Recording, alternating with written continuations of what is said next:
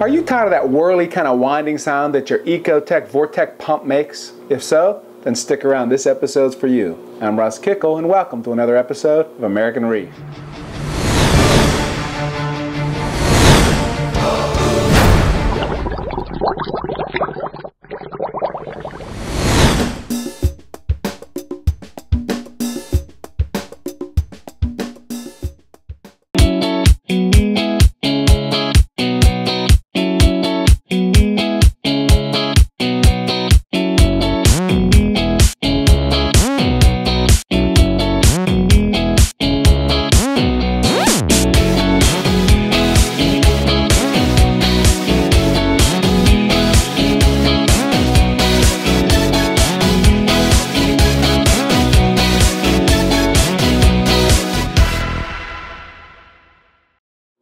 So for those of you who are new to coral reef keeping, basically there are 4 things we need to look at to keep a successful coral reef aquarium.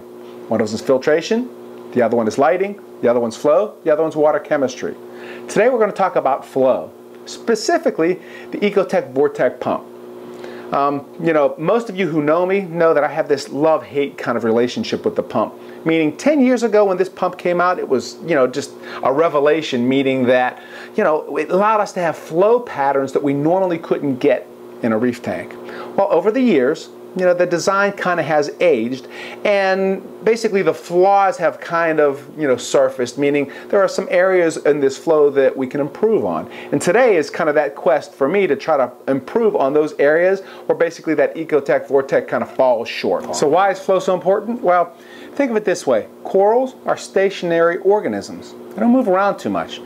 And what the flow does is it basically provides a vehicle to get rid of the wastes and to bring food to the corals. Now there are many other kind of factors, right, that flow is important for, like stimulating growth, helping for filtration, things of that nature. But as it relates to corals, that's why flow is really important. Now the key here is all corals aren't equal as it relates to flow, meaning stony corals or SPS kind of, I'll call them colored sticks for the lack of a better kind of description. They require like a very strong flow. Where you have kind of soft corals, mushroom, coat corals, things of that nature, they require more of a gentle kind of flow, or else the polyps kind of don't open up. So the key about flow is basically being able to provide, the kind of flow that those corals need. If not, corals will die, they will look, just not the way you'd want them to look, kind of thing. So, the trick on a good pump is basically being able to have one pump, that will fit all of those needs. Now, before the EcoTech Vortech came out, there were like normal kind of stationary pumps, like these kind of pumps here. Like this right here is a Sao, and I don't know how many gallons per hour it was, but they had this big pump in a tank, and it provided a lot of circulation in that tank. But the problem was the flow was linear. As you can see, when this is mounted, basically it's going to push a straight line out. And the nice thing about it is they had mounting brackets, so you can kind of turn, that sort of thing. So that way, as corals grew, you could move the flow a little bit to basically maybe bounce it off a wall or something like that. So it's not a direct flow, because what would happen is if this was direct, basically tissues would fall off the coral. Coral, for example, if there was a coral in front of this, it would actually bend that way as well. And so when you look at it, this linear design, that wasn't optimal. The other thing about it is this pump here had one gear, right? And that was full throttle. So there was no gentle for your soft corals, or, there was no manipulation, in that way, shape, or form. It was just you got lots of flow with it. So the idea was to position these things somewhere that it wasn't going to wipe out your colonies. Then what happened is the Vortech came along. So now the Vortech came along, and when you look at it, basically it had a controller, and this is not like the original controller that came with it, but you get the idea. It's basically a computer controller. And then what happened, it had this kind of magnet that you would put on one side, and then you'd put the propeller on the inside of the tank. Now the really cool thing about that was these pumps, they generated a lot of heat. Well, here, all the heat was actually outside the aquarium, which is really kind of a cool thing. Now, the other thing that this provided, besides kind of that low heat, it was, look at that low profile. When you compare something like this, now this is a smaller version. This is the MP10, there's an MP40, which is probably maybe double the size. But when you look at it, there's a huge difference as far as how much real estate you're taking up in your tank. And low profile, that was really a cool thing. Got a revelation, like I said at the time. Now, besides it looking really cool, keeping the heat outside the tank, the other thing that was really cool about these is now, with this programmable unit, basically it controlled a magnet that's spinning inside. What it would do is now you could adjust this pump to very low speeds, to very high speeds, and so you could really kind of start to mimic the natural environments that those corals would live in. For example, nights, when the ocean kind of flow was basically lower. Well, you kick it down. It kind of has a night mode. Excuse me. You know, you could also take it and basically allow it to pulse. So you'd have a push-pull kind of motion, push-pull. So it didn't have that linear effect that, say, something like a traditional sail would give you. So you had this pulsating effect, which was truly amazing. Again, at the time, everybody had pumps that had one speed, one location kind of thing. And now you had a controllable pump, which you could kick it down, make it full blast, make it low, high, and you could really start to manipulate the current. Now, again, over time, there are some kind of just flaws that are inherent in that system. And that's what kind of has elevated, like for me at least, over the past, you know, we'll say 4, 5, 6 years. And the first, for example, would be, if we take a look at that tank that I have in my bedroom. Well, with that tank, I am really, how can I say, sensitive to noise, and so is my wife. And what happens when you have this mechanical device, we'll say, that's outside of that glass tank?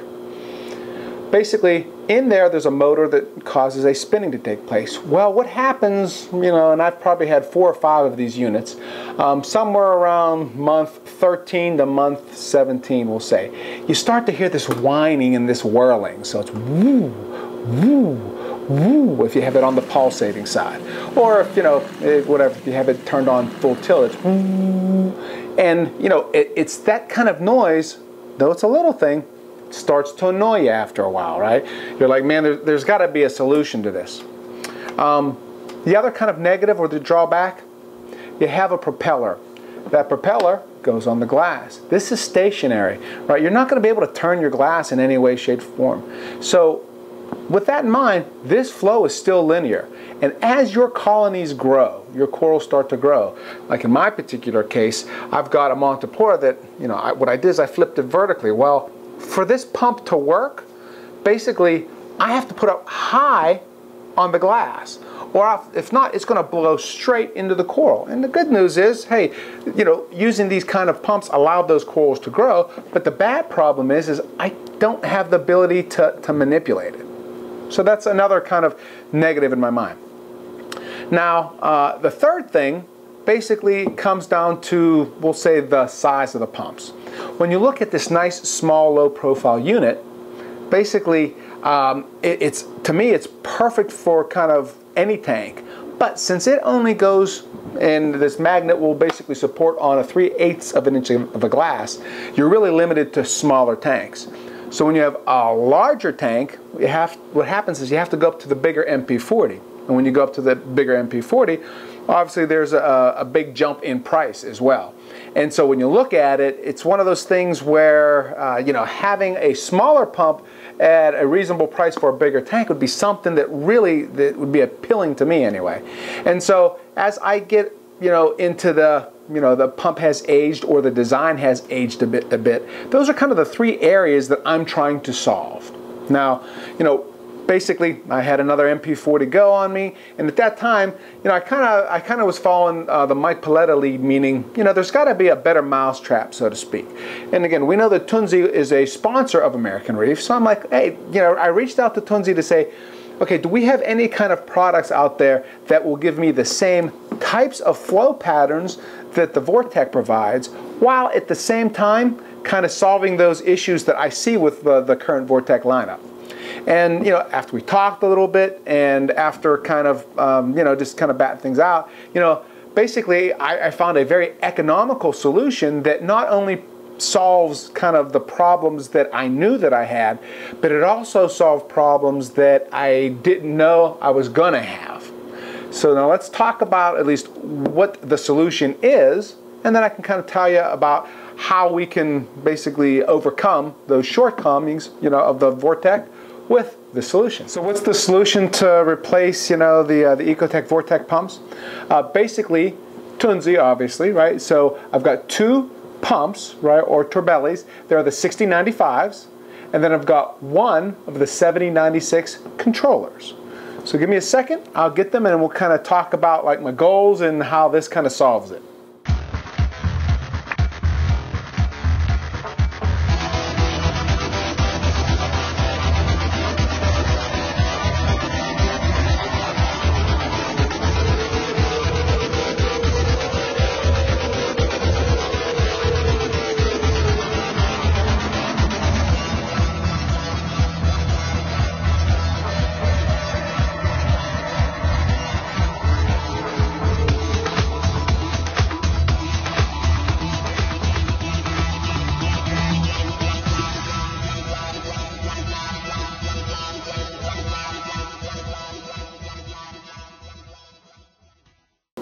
So before we talk about these 6095s, let's talk about the design goals.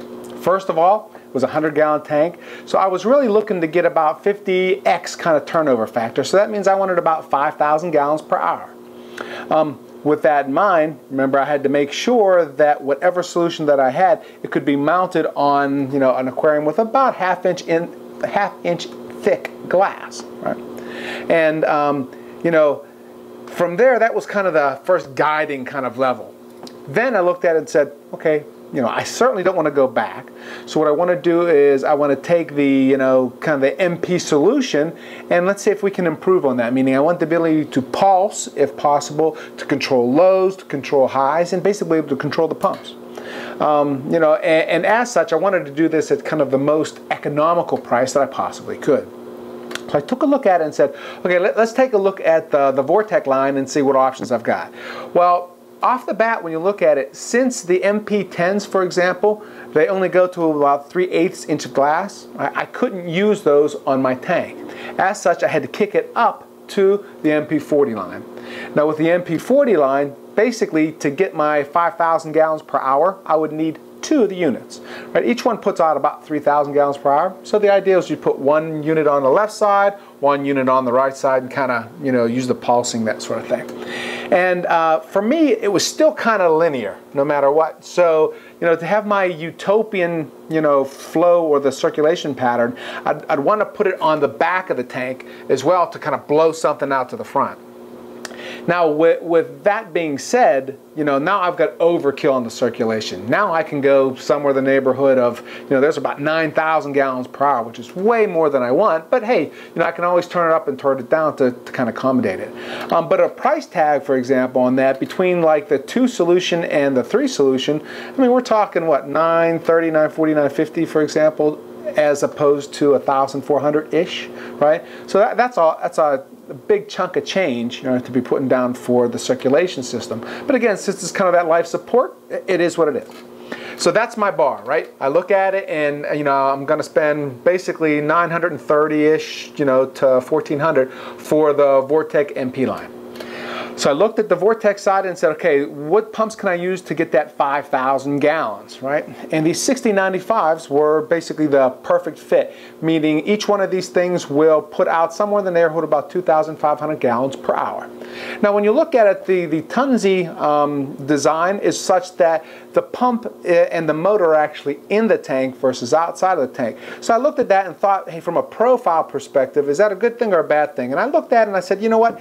Having a cord hang out to the side of my tank or having it in the tank, to me it's kind of 6, you know, one way, half dozen of the other, meaning that I'm going to see a cord in here no matter what, and the footprint, you know, it's not going to chew up that much real estate. These are relatively small. So I'm kind of like, you know, the 6095 will be perfect for me.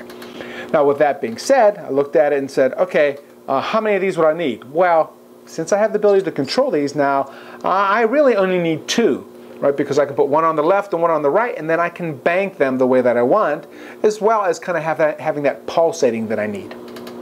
So with that being said, now I'm looking at, okay, so I've got two of these, and two of these, they're running about 270-ish each, right? And I'm looking at it saying, well, okay, now the MP line, they have the controller built into it, so how much does the controller cost? So basically, this 7096 is the controller we looked at, and you know, ultimately, this gives us the same control as we get out of the Vortex, only and then some.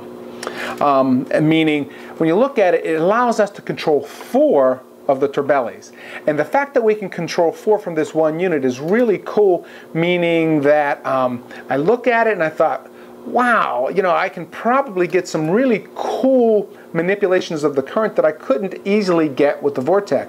And you know, as I started playing around with the controller, one really cool option kind of came up was kind of this sequential mode. I don't know if any of you've ever heard of the basically the Carlson surge device, but ultimately what it is a surge of water, saying from a rush of like a gallon, you know, a 30-gallon trash can, for example, full of water, where it tips over and just surges this water, right? And it's really a cool device, right? And if you remember, Reef Systems Coral Farms actually used it on their, you know, growing of the coral in their greenhouse. So I looked at it and said, can I get that kind of, you know, action out of these pumps? And you can with that sequential mode, meaning since you've got 4 here, you plug these 4 in, and not only can you control the intensity, but basically you control how long before they kind of kick on. So I can have a fast surge or a slow surge, meaning I have pump 1, 2, 3, and 4. What I do is I can say, hey, first kick the first pump on for, you know, we'll say whatever, 10 seconds, then kick the second one and the first one on for 10, then the third and the first 2 on for 10, and then the fourth and the first 3 on for 10. So you get this massive surge and then you stop it. Right? And that was something that I thought was really cool, being able to manipulate the current that way. Or, you know, the other option to that is, you know, also being able to play with the pumps, meaning kind of doing that inverse thing with the flow, right? Being able to basically have each pump kind of complementing each other, similar to the Vortech. So I looked at and said, okay, with these controllers, I can definitely get that. And one of the controllers, I looked at and said, hey, how much does one of these controllers cost, right? So this controller is about $170. So I looked at it and said, okay, so for, you know, 170 here and 270 here, ultimately I'm about $200-ish probably cheaper with the Tunzi solution if I go and compare it to the 2 Vortech solution. And then if I'm comparing it to the 3 Vortech solution, then, you know, I am well into the 600-ish cheaper, right, or less expensive. And yet at the same time I looked at it and said, wow, and I got better control and better circulation. So, you know, to me this sounded very promising. Then I started thinking about the reliability side of it, right? You've all heard me say only time will prove products to be good or bad, right? I mean, manufacturers can make claims, but, you know, again, those claims will only prove themselves to be true over time. And when you look at it, that's one nice thing about the turbellies. In general, these pumps have been around for a very long time, so I knew they were reliable. And ultimately what happens is Tunzi offers a 2-year warranty on their products, whereas with the Vortech, EcoTech, it's basically 1 year.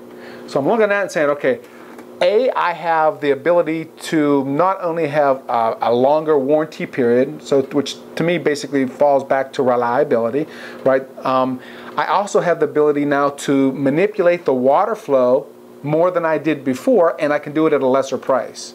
So ultimately, my definition of a better mousetrap is that solution right there. So now let me tell you about a problem that this thing solved that I wasn't even planning on solving, and I really didn't know I had until I actually thought about it. And that's actually power, meaning that in Pennsylvania, for example, we have conditions where sometimes there's power outages for 3, 4, 5, 6 days. And during those days, for example, you need to kind of have circulation going. Well, the EcoTech Vortech had a battery backup, which, depending on how many pumps you run, etc., it would last 1, 2, maybe 3 days. And again, in general, that was a good solution, but it was a fixed kind of power source, meaning once it ran out, it ran out. Well, basically, if you add this safety connector, it's a 6105 safety connector, and a rechargeable battery, Well, now, you know, if you have a rechargeable battery and maybe, I don't know, let's say a solar panel, right? Now we've got a power source that's going to last for weeks, right? As long as we've got light outside, then I can recharge this battery. And so I started looking at it, and like the total cost with everything together, like this was maybe 50 bucks, the rechargeable battery, the solar panel, it was coming in somewhere around 150, 160 dollars, that sort of thing, which is roughly the same price as that, you know, battery power from the EcoTech Vortech. Only now, instead of having a limited amount of power, now I'm going to constantly have rechargeable source, so I'll be able to go a long period of time. And to me, I look at that, and again, that is a better mousetrap. Before we wrap this up, let's do a quick review of the installation of the Torbelli 6095. Again, one of the reasons that I really liked the MP solution, you know, 10 years ago, for example, when it first came out, was installation was simple and easy. It wasn't difficult, and I find that to be the same with these, you know, 6095s. When you look at it, you actually take the pump itself, and you know, from an assembly side of it, all you really have to do is basically take the wet side assembly, right, and the actual mounting bracket itself. You'll put these little shock absorbers in there, and they just kind of fall in. You know, you just kind of push them into the holes. And then you take them from there. Again, squeeze it into the wet side assembly. After that, it's basically sliding, in the pump into the bracket, and you know, from there, we're just going to mount one on the inside of your tank, the other one outside of the tank, and your pump is installed. Again, very easy, simple to do. And for me, you know, this ball of being able to kind of rotate the flow anywhere I want to, I'm really interested in seeing how this works out.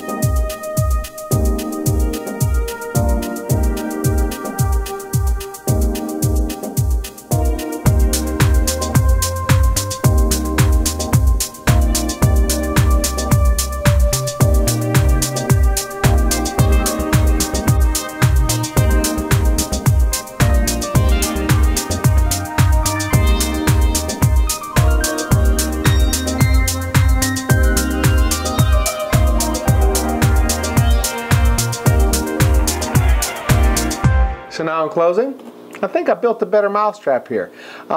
Ultimately, only time will tell, right? And you know, there are a lot of components here. So what I'd like to do is I'll be releasing probably 2-3 more videos where I'm going to show you installation-wise how to basically hook this controller up, the software, what it looks like, how to control it, as well as the battery backup, the solar panels, you know, that sort of thing. And ultimately, you know, we'll put it on the tank, and we'll see it in action. Again, I believe it's a better mousetrap, and only time will tell. But when you look at it, based on what I see here, the reputation that Tunze has, as well as in general, the common sense components of this thing, I'm pretty sure we're headed for success. And with that being said, again, you've heard me say many times, give our sponsors a chance to earn that business. In this case, it is Tunze. You can see here again, we've built a better mousetrap. Again, it has been an economical mousetrap as it relates to kind of the comparative options that are out there. And as such, you know, if you're in the need for a new pump, for example, or with your vortex break again, instead of kind of just repairing those parts from the parts store, take a look at this solution. I think you'll be quite satisfied. Again, my name is Russ Kickle, and thanks for watching this episode of American Reef.